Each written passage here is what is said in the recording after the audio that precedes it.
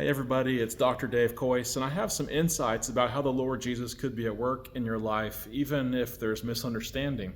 And we're going to look in a second into some teachings from Acts 14 to help you on this.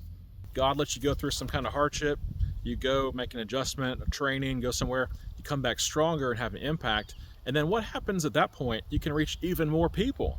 And that's what happens with Paul and Barnabas, because they're able to go to other cities later on, report back to the apostles of how God is doing so many works among the Gentiles, the nations, not just the Jews. And they were Jewish, so they love them too. But God was at work in a new group, the Gentiles. And that was a powerful thing in the Bible, that God is opening up his love, kind of John 3:16, to the whole world. But he was doing it through the simple acts of obedience of a few people. And you can do that through your life too. You say, well, who am I and how can I have an impact? Well, a few people by faith stepped out, pressed on, persevered, had tenacity through hardship, and it enabled many more to be encouraged and see what the work of God was in their lives, other places. My question to you, friend, is who will see more of what God is doing if you're faithful and then you share your testimony, and then they're later saying, well, you know what? I can see through his life, her life, what they're doing. Wow, God is at work in a big way, and it encourages them in the inner person too. That's something to ponder as you're going through hardship, to have that big picture, the macro picture, to zoom out the camera lens and say, Lord, who could I encourage through what I'm going through? And friends, one aspect of being misunderstood is that people might take out their own misunderstanding on you, their frustrations, and are wrongly so, right? So Paul and Barnabas, they were trying to love on people and share the gospel and heal those who are sick. And then individuals come along, stir up a crowd, and Paul gets essentially beaten, stoned. And that's extremely unfortunate and sad. And in life, when we encounter trials, we understand that the devil is real, that this is a fallen world, but also we do understand that people, when they misunderstand things, they act out in ways that are evil. And so what is the result of that as a challenge to you and I? The challenge is Paul survives and presses on, and he does not give up. And so if you experience the threats, the hardships, the even evils done by certain people as they displace their frustration and sin on you, don't let that stop you from taking the gospel to other people, from living out as a light to Jesus still. Don't give up. Don't say, I'm done, I tried. Press on for the Lord. That's a lesson for you.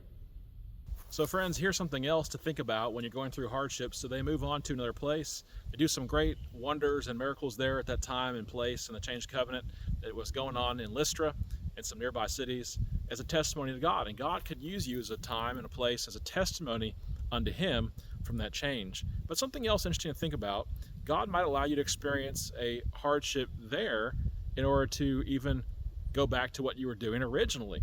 And that can happen. People do return at times to what they were doing. Paul and team, they returned back to Lystra later on.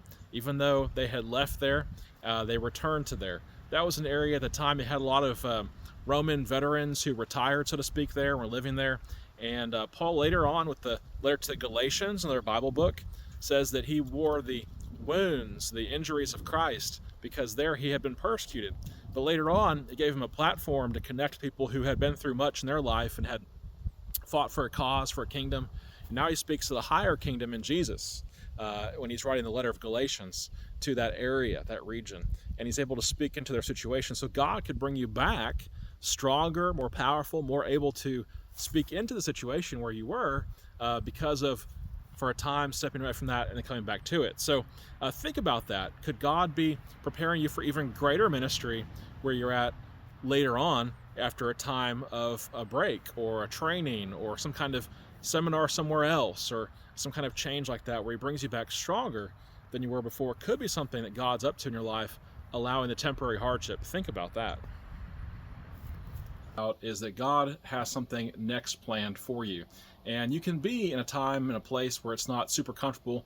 And it says in Acts 14 that Paul and Barnabas, two of the early church leaders, they were in a place called Iconium, which is a place that had been named after icons because there was an idea there that in local mythology that God had made icons to remake humanity after the Great Flood, Noah's flood. They had twisted that, the pagans had, to a different story.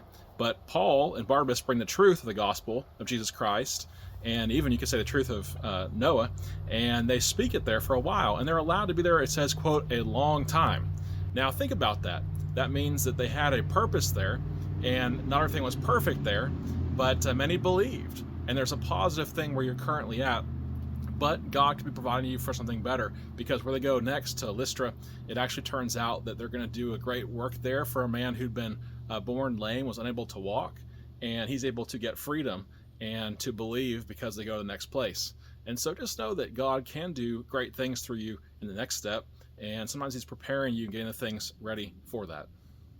And over there at Lystra, what they find is that the people were worshiping false gods, Roman gods, and they thought about Zeus, and they equate Barnabas with being Zeus and Paul with being Hermes as his spokesman. And there's a miracle that happens, and they misunderstand them.